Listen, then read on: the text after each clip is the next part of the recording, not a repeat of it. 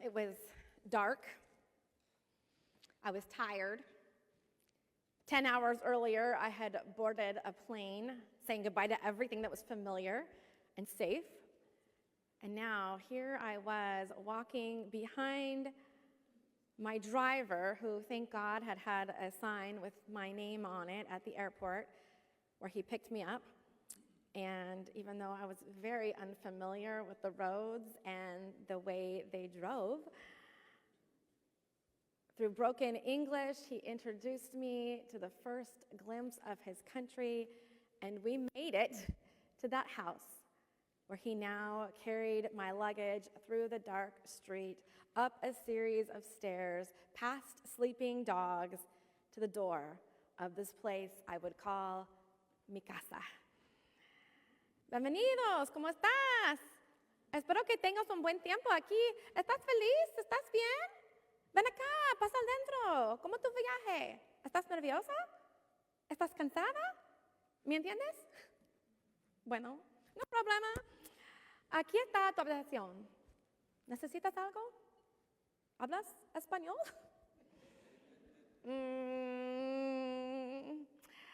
Well, there I stood in the cramped, dark hallway. My only link to the English-speaking world, even if it was broken English, had just walked out of my life.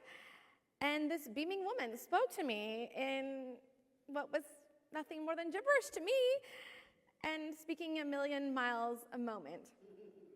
You guys think I speak fast. Right then, I wondered, was this a good idea? I could barely see. It was dark. I couldn't understand anything. Now, I'd had high school Spanish. Once again, my Spanish teacher's actually here. She can vouch for me, but she can also tell you what grade I got in AP Spanish. And it was 20 years earlier. What was I thinking? Total immersion? Oh my gosh, why didn't I get a hotel? Why? Why did I think I wanted to do this? It all sounds well and good from the comfort of home. But if I couldn't learn this language when my mind was fresh and young, how did I think I was going to learn it then? What was I doing? I would spend the next weeks and months miming, mispronouncing, misinterpreting, and flat out saying things completely wrong as I maneuvered my way through the Spanish-speaking world. There were so many times I was scared, I was ashamed, I was embarrassed.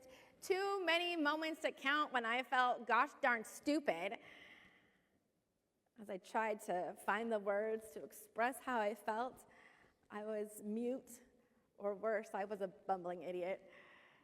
But fortunately, I knew how to laugh at myself, and so as you can imagine, there was a lot of laughter. A lot, because I said a lot of stupid things. I said most of those stupid things around a kitchen table. See, there was a rule in the house. You had to speak Spanish, even if there were other English speakers there with you. So every meal, we would sit around that small table with a plastic tablecloth and a doily on top and eat fresh fruit, usually with black beans and rice, and my favorite, big, thick, homemade tortillas, and we'd communicate with each other. Sometimes with words, oftentimes without, connected in a way I wouldn't have thought possible that first night I arrived scared and alone. You could take it down. That was over 12 years ago, the first time I arrived in Guatemala. In between, there would be 2 mission trips, one on which you may know I met my husband, a trip to get engaged, and then a trip to get married. And at that, la mamá de la casa was una dama en mi boda. My house mother became a bridesmaid at my wedding. See, there she is, same woman. Just under 2 months ago, I returned. The scene was similar, but now different. I wasn't a stranger in a strange land, figuring out my way all alone. It was late at night when we walked out of that airport, but this time I had 2 children in tow. Unfortunately, my first family, who you just saw, the mother, wasn't home in Antigua because they're trying to become residents of Spain. So we stayed in a different household. My kids knew they were safe with Mama, but the three of us arrived now in the wee hours of Monday morning after a long Sunday of church and travel. It was dark and different, but this driver wasn't a stranger. After years of returning, he was now a friend, Santiago.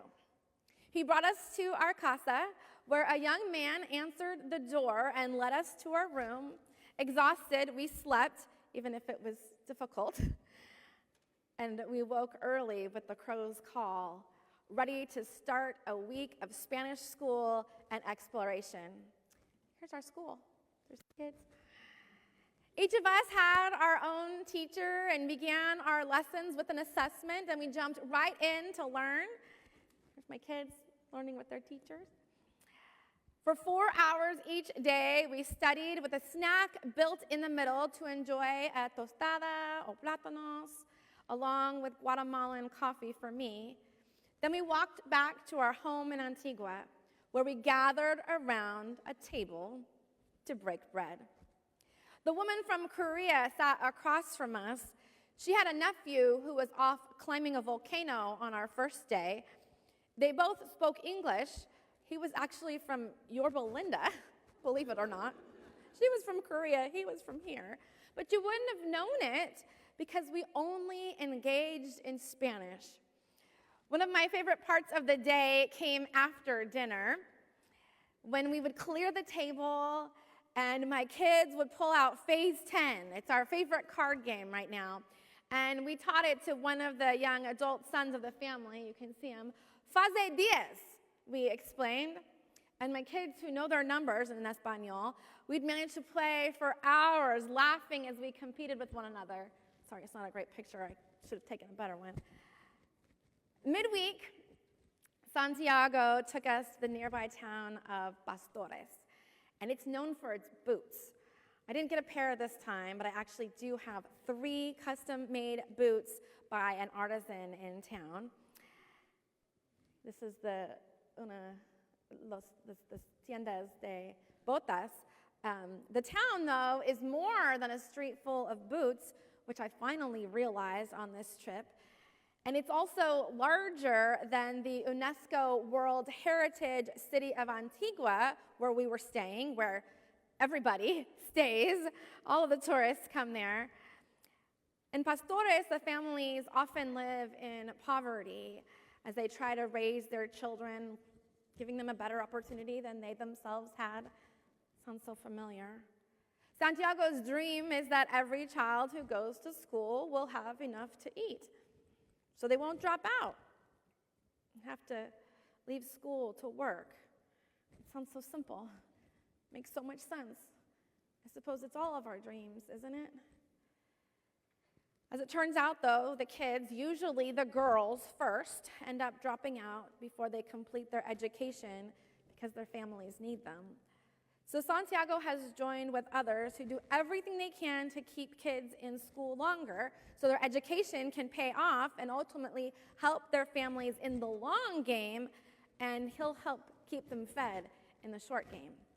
So one of the ways he's done that is by building kitchens in schools so that the parents, who are usually the mothers, can take turns cooking so that every kid has a meal, hopefully 2, during that time, and is better able to focus on their education and also alleviate some of the cost at the family home.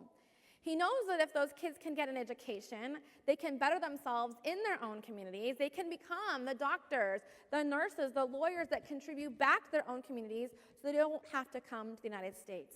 Here's Santiago. Lo más importante para mí es ayudar a mi gente en la educación. Darles oportunidades que sigan estudiando para poder tener una mejor vida y no necesitan irse como migrantes a Estados Unidos. Sí. Quedarse aquí, tener oportunidades aquí. No sabemos, posiblemente vamos a apoyar a un niño, una niña, y en el futuro puede ser una doctora, una enfermera profesional, una maestra o un licenciado o licenciada. Entonces, lo más importante es la educación. Ok. Lo más importante es la educación. You might have, if you didn't understand his words, you might have at least heard una doctora. Una. Women. Women. He's holding a little chicken, and this is pollo campero. If anybody's been to Guatemala, you know that's their fast food. It says daughters. But for all the rhetoric that we hear about illegals trying to invade our country and steal our jobs, the truth is most people don't want to leave their countries, their homes. And they wouldn't if they had safe opportunities where they are. And that's actually where we come in. We can help, and here's how. We have a few opportunities. One thing that he mentioned in the video is about ensuring that the kids have the opportunities to go to school, and we can do that by sponsoring kids. That's one way people can do it. They've heard that all over the world, there's those opportunities. Sometimes it's as little as $10 a month to make sure they can get transportation to their school or buy their books. I didn't realize this because I'm so used to our amazing public school system that we need to ensure we have for the future of generations. But they don't always get books. They don't just come with school. They have to buy their own books sometimes. So another thing we can do physically and financially is help build at schools where they need help. And this school is in Pastores, the city that we went to. Santiago and his organización, El Buen Samaritano, is the Good Samaritan. They've already built a kitchen at this particular school, but they do have a project that we can help with. And here's Santiago again. Oh, not this one, this one. Escuela necesitaríamos una ayuda para poner una capa impermeable porque el agua se filtra. Y abajo hay aulas también para niños. Okay. Entonces, ¿cómo? Podría ser con mezcla, tipo mezcla, material, arena y un material especial como cemento, pero impermeabilizante, que vaya incluido y poner una capa aquí. ¿Y personas como nosotros podemos ayudar o Sí. personas sin experiencia? Sí, aquí la mayoría de voluntarios vienen sin experiencia. Okay. Sí. Por eso tenemos siempre la ayuda de una persona que sí sabe de la municipalidad. Oh, okay. Entonces ellos pueden venir también. La municipal va a para ayudar. ayudar. Okay. Lo que necesitaríamos es el material. Sí. ¿Y cuánto cuesta para este material? Tendríamos que sacar un presupuesto. Sí. Yo lo podría tener en una semana. Okay. Sí. So, entonces, eso es el parte que necesita. ¿Todo o solo esta parte? De aquí, de donde está la línea roja. ¿Hasta allá o solo acá? Podría ser solo aquí.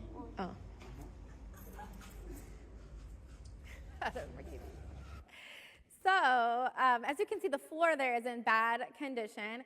It's on top of one of the classrooms, and it needs to be redone so that it won't leak into the rooms where the kids are studying. Can you imagine trying to learn while water dropped on your head? So this is a project that he helped pick out for us. And I was saying, are you sure we know how to do it? People without experience can do this? And they'll send some people. In the city of Pastores, they have trabajadores del municipal, which is like people who work for the city that can labor for the city. So they'll actually come and help us. And we'll get the chance to put, he talked about like an impermeable layer on top there to redo it. And it won't be too complicated for us, and it's only going to cost about $1,500 to do. So that's one of the projects we hope to do while we're there. And Santiago promises that we won't, this will be something we're able to do with some experts to help us, which was my big concern. I don't have any expertise in that area. But throughout our time in Antigua, we had the opportunity to be immersed in language and culture. We also learned about eco-farming and how people are intentionally working to protect the environment there, and also the workers who work the land. One of the most interesting tours we went on was to Finca Macadamia, the macadamian farm, and we learned a lot about the benefits of that special nut for individuals and communities, and I even took advantage of a facial to help in my anti-aging battle, but I opted not to show you that photo. So when we finished our week in Antigua, Santiago picked us up and we went to visit more schools. He explained that everybody wants to go to Antigua. It is a gorgeous, beautiful, colonial city. And so when mission groups come, they always stay there. It's this UNESCO World Heritage City, so who wouldn't want to stay there? You're going to love it. But what happens is that people who live in a 20 to 30-minute radius of Antigua get the help, right? Because the mission groups can stay there, and then they don't want to travel too far. They want to just get there and do the work and come back. So if you live outside of that radius, you get less help. And it's the people who live farther away that really need some more attention. So we drove about an hour and a half, and on a dirt road up a hill, we visited 3 different schools. And this was amazing to meet the community and learn about how they work together to ensure that their kids have that best shot of getting a good educational experience. This is a picture of me with some of the community members. These are women who are the coordinators of this project, and they gather the workers from their own neighborhoods, and together they build, sometimes with both the supplies that are provided by the sponsors, these extranjeros, that's us, the foreigners, and then oftentimes the extranjeros ourselves will actually help to begin the process. These women are hoping to build on top of that classroom right there. I don't know if you can see inside. There's all this building material there. They're currently in process of building another room, and the kids go to school with shovels and bags of cement in the classroom because they have nowhere else safe to put them. But so they're trying to build a second story. But what I love about these projects is that it's not just about the foreigners who come in and spend our week and build. It's the community that identifies their need. They know what they need, and they're the ones who are working to ensure they have a process to get there. So the community does the work themselves, and the groups come and they help, but you see that there's this like 3-way commitment that comes from the individuals, the families, sometimes the government, the municipalidad, and those of us who come who want to help. Usually they are Christian groups that are concerned and want to help out. So of the 3 schools that we visited in the hills off that dirt road, there was one in particular that needed an aula, a classroom. And I learned, I couldn't believe this, they only need $5,000 to build this. They also need some volunteer labor, but I could imagine that $5,000, like we know, it cost us $30,000 to do the volunteer work on our preschool here, which was amazing, but it cost us over $50,000 to put the toddler room, to transform the toddler room into a toddler room. So for $5,000 and some work, they could get a classroom. And my dream is to go back with enough money to start that project and then come back and celebrate with those kids and their families a year later in a fiesta filled with food and hopefully lots of homemade tortillas to break in a festival of friendship. So I don't know about you, but you may have noticed that all of my experiences, whether it was at that first table I sat at in 2012, or the one in the house that we called Nuestra Casa this summer, or even in the school that we studied in, at the macadamian farm, or the schools that we visited, everything seemed to center around food, the sustenance of life. It was at those tables where I myself grew, where I pushed my limits in learning about, at the time, a very new culture and language, where I tried new foods and my kids and I taught new games. We laughed a lot. We built friendships. We created family. Time after time, it was this simple act of breaking bread or tortillas that deepened our own journeys and these connections. So I'd really love for you to join me on this journey. It's happening next spring from March 29th to April 8th. So put that on your calendar and check back in with me. I'll get the agenda out for you. But maybe instead of saying but, I should say and I'd like you to think about your journey. The places that you've been. The people you've met. The tables you've sat at. And the food that you've eaten. Whether you were breaking bread or tortillas, sharing rice perhaps. As my Samoan friends remind me, you could have even been sharing a coconut. There's always power at tables.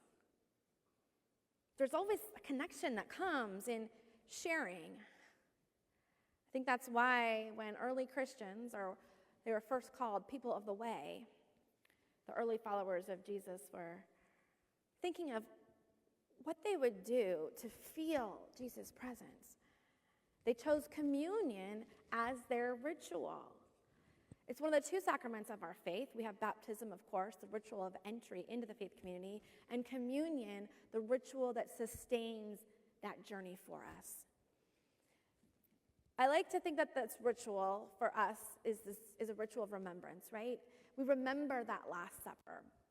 For some of our Christian siblings, like Roman Catholics, there's a belief that the bread and wine actually become the body and the blood of Jesus, which is literally a little hard for me to swallow. But I do embrace this idea of making God a part of me, ingesting the holy, becoming a physical part of my body. But I think the reason why they chose that Last Supper to remember, because it was this amalgam of all the times they'd sat together and broken bread, of all the learning and all the service and all the growing and all the love. And that is universal. I experienced it in a parking lot in Tel Aviv and table after table in Guatemala, even at my own table in Costa Mesa. How about you in Irvine or Mission Viejo or Japan, wherever you've eaten across the world? When we eat at one another's table, when we share our bread and our lives, we connect. We come into communion with each other and our God. So on this World Communion Sunday, as we recognize our connection with Christians the world over, with humans around the globe, may we remember, not just Jesus at table, Jesus and everyone we've ever shared a table with. The bread that's been broken, the stories told, the laughter shared, the journeys crossed, and all of those tables that we've never sat at, where stories are being told. Their journeys, their laughter, their dreams, their hopes, their love. And know that in our breaking and in our eating, we are connected and we are one. And so it is that we remember that final night.